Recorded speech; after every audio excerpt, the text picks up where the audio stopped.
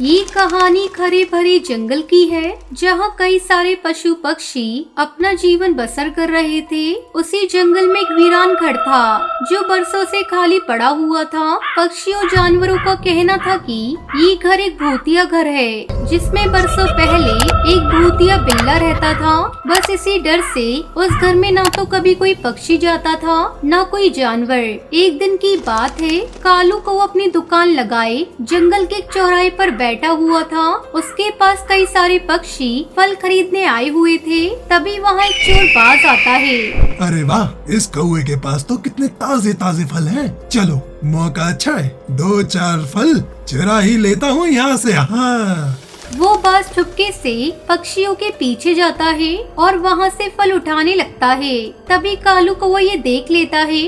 अरे चोर चोर, देखो देखो, वो बाज ने मेरे फल चुरा लिए, पकड़ो उसे। ये सुनकर चोर बाज वहाँ से भागता है। उसके पीछे कालू कौवा और सारे पक्षियों जानवर भागने लगते हैं। चोर बाज जब पीछे मुड़कर देखता है, अरे बाप रे, ये तो पूरे जंगल के पक्षी और जानवर मेरे पीछे पड़े हैं। अरे भाग बेड़ूबाज यहाँ से, वरना इन सब ने पकड़ लिया तो भूत बना देंगे, भूत।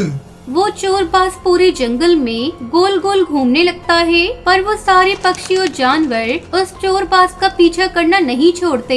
ये देखकर वो चोर बाज परेशान हो जाता है। अरे आज तू कहीं भी भाग जा, बस आज तो हम तुझे नहीं छोड़ेंगे। रुक जा रे। अरे इन पक्षियों को कोई दूसरा काम नहीं है क्या? अरे 1 घंटे से मेरे पीछे पड़े हैं। अरे कहाँ भागू रे, मैं अब कहाँ भागूं? तभी वो चोर बाज उस भूतिया घर में घुस जाता है, जिसे देखकर सारे पक्षी और जानवर वहीं रुक जाते हैं। अरे थक गए यार। अरे कहाँ गया वो चोर बाज? अरे उसे मैं जिंदा नहीं छोड़ूंगा। कहाँ गया? अरे बाप रे बाप, ये तो उस भूतिया घर में घुस गया है। अरे भागो यहाँ से। सारे पक्षी और जानवर वहाँ से भाग जाते हैं। देखते ही देखते रात हो जाती है। सारे पक्षी अपने घरों और घोंसलों में सोए हुए थे। तभी अचानक उस भूतिया घर में से भूतिया बिल्ला निकल कर आता है और वो चुपचाप चलते हुए उसी कालू के घोंसले में जाता है, जहाँ कालू और उसकी पत्नी सुंदरी दोनों आराम से सोए हुए थे। ये देखकर वो भूतिया बिल्ला उस कालू कौवे को एक जोरदार पंजा मारता है, जिसके बाद कालू कौवा हड़बड़ाते हुए चिल्लाने लगता है। अरे बाप रे बाप, अरे मेरा मुंह है रे। अरे छोड़ दे। अरे छोड़। अरे क्या कर रहा है? अरे कौन है? अरे कौन है? कौन है? तभी वो भूतिया बिल्ला कालू कौवे के दोनों पैर पकड़ता है और उसे जोर जोर से पटकता जाता है। बचाओ! अरे बचाओ रे, मुझे बचाओ।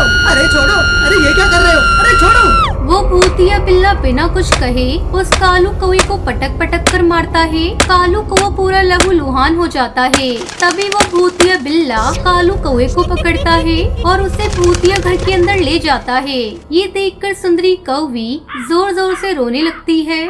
अरे वो भूतिया बिल्ला कहाँ लेके चला गया मेरे पति को? अरे कोई तो बचाओ मेरे पति को। सुंदरी भी पूरी रात अपने घोंसले में बैठकर रोती रही। देखते ही देखते सवेरा हो जाता है। तभी सुंदरी कौवी आसपास के सारे पक्षियों को कल रात की घटना के बारे में बताती है। अरे वो चोर बाज भी उस भूतिया बिल्ला के घर में घुस गया था, वो भी जब से दिखा नहीं।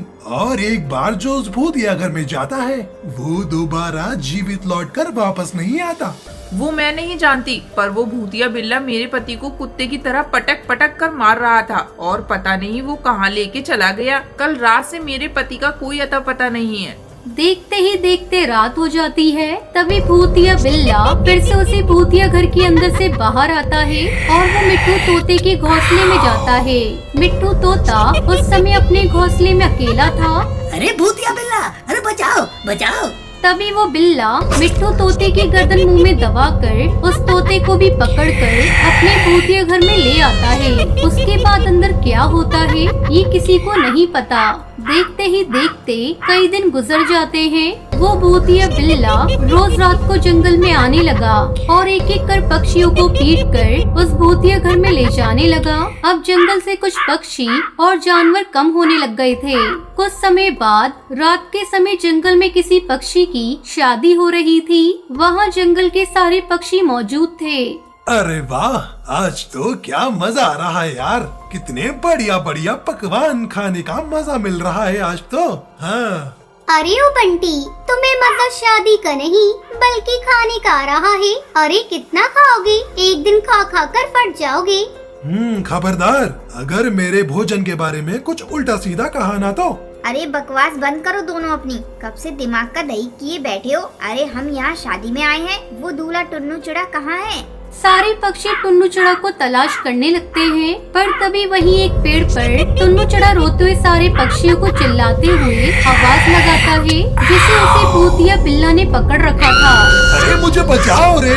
अरे ये भूतिया बिल्ला ने मुझे पकड़ लिया। अरे मुझे बचाओ, बचाओ! सारे पक्षी ये देखकर हक्का बक्का रह जाते हैं। ओए भूतिया बिल्ला, छोड़ इस चिड़े को। अरे आज उसका ब्याह है, छोड़ उसे। तभी वो भूतिया बिल्ला उस चिड़े को पकड़कर उसे भूतिया घर के पास ले आता है और अंदर चला जाता है। ये देखकर सारे पक्षी और जानवर भी उस भूतिया घर के पास आते हैं। भूतिया बिल्ला मेरे पति कालू को भी इस भूतिया घर में लेके चला गया है, कोई तो बचाओ। तभी उस भूतिया घर से एक भयानक भूतिया बिल्ला बाहर आता है। ये देखकर सारे पक्षी और जानवर हक्का बक्का रह जाते हैं। अरे बाप रे, ये तो बहुत भयानक बिल्ला है। आज कितने सारे शिकार यहाँ आ गए। वाह, आज तो पेट भरकर खाना खाऊंगा। तभी वो भूतिया बिल्ला सारे पक्षियों पर हमला कर देता है और एक एक को मारकर खाने लगता है। तभी टुनटुनी चिड़िया मौका देखकर भूतिया घर में आग लगा देती है। टुनटुनी, मैं दोबारा आऊंगा और सबसे पहले तुझे खाऊंगा। भूतिया घर जलकर भस्म हो जाता है और उसके साथ ही भूतिया बिल्ला का सर्वनाश हो जाता है। फिर सभी पक्षी खुशी खुशी रहने लगते हैं। माँ जी कुछ तो बोलिए। माँ जी, आप इतनी जल्दी हमें छोड़कर नहीं जा सकती।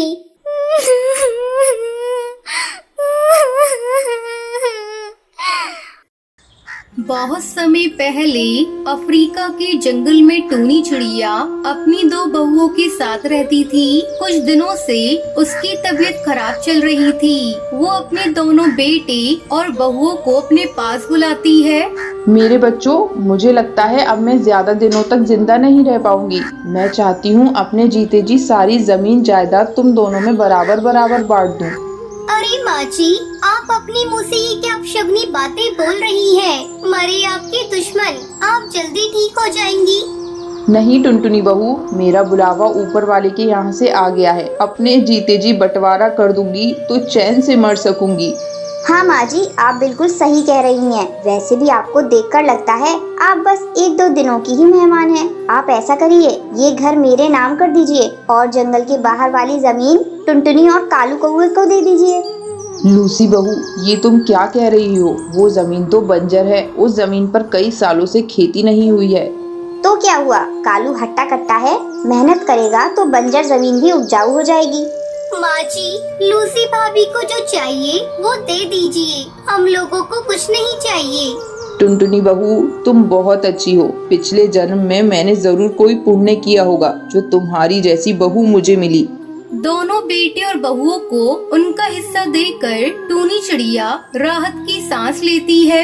टुनटुनी, ऐसा करो, तुम माँ जी को अपने साथ लेती जाओ। मुझे कुछ दिनों अपने मायके जाना है। अगर मैं चली गई तो माँ जी की देखभाल कौन करेगा? ठीक है भाभी, आप बेफिक्र होकर अपने मायके जाइए, मैं माँ जी का ख्याल रख लूंगी। कालू कौवा अपनी माँ और पत्नी के साथ एक छोटा सा घोंसला बनाकर रहने लगता है। इस तरह कुछ दिन गुजर जाते हैं। एक दिन कालू कौवा टुनटुनी चिड़िया से कहता है, टुनटुनी, चलो खेत की सफाई करके सारे कंकड़ पत्थर हटा देते हैं, फिर माँ का आशीर्वाद लेकर बैगन की खेती करेंगे। ये तो आपने बहुत अच्छा सोचा है जी। देर करने से कोई फायदा नहीं, हम आज से ही खेत की सफाई शुरू कर देते हैं। दोनों पति पत्नी मिलकर खेत का सारा कंकड़ पत्थर हटाकर उसकी सफाई करते हैं। फिर उसमें मिट्टी और खाद डालते हैं।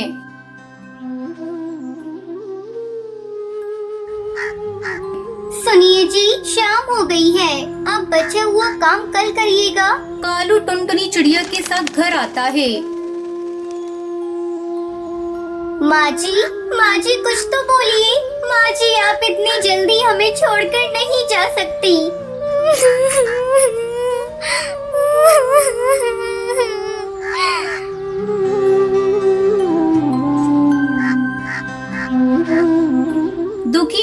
कालू कौआ अपनी माँ को खेत में ही दफना देता है।